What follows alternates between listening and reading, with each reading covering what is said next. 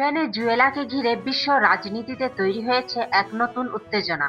মার্কিন চাপ ও রাজনৈতিক অস্থিরতার মধ্যেই প্রেসিডেন্ট নিকোলাস মাদুরোর পাশে একজোট হচ্ছে চীন, ইরান ও রাশিয়া, যা আন্তর্জাতিক অঙ্গনে বড় ধরনের বার্তা দিচ্ছে।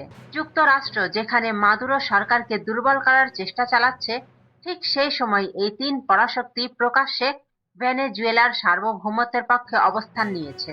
চীন এক বিবৃতিতে জানিয়েছে, ভেনেজুয়েলার অভ্যন্তরীণ বিষয়ে বিদেশি হস্তক্ষেপ আন্তর্জাতিক আইন লঙ্ঘন।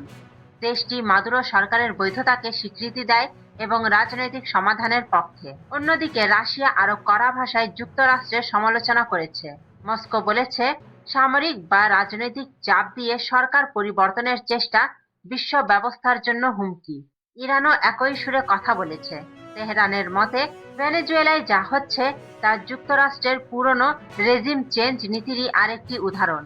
বিশ্লেষকরা বলছেন, চীন, ইরান, রাশিয়ার এই ঐক্য শুধু ভেনেজুয়েলাকেই নয়, বরং যুক্তরাষ্ট্রের বৈশ্বিক প্রভাবকেও চ্যালেঞ্জ করছে। এই জোট কার্যত দেখিয়ে দিচ্ছে, বিশ্ব এখন আর একক ক্ষমতার হাতে নেই, বরং একাধিক শক্তি কেন্দ্র গড়ে উঠেছে। ভেনেজুয়েলার ভবিষ্যৎ কোন দিকে যাবে? মাদুরো কি এই আন্তর্জাতিক সমর্থন কাজে লাগিয়ে ক্ষমতায় টিকে থাকতে পারবেন, নাকি পরিস্থিতি আরো জটিল হয়ে উঠবে? বিশ্ব রাজনীতির এই গুরুত্বপূর্ণ মোড়ের দিকে এখন তাকিয়ে আছে পুরো বিশ্ব।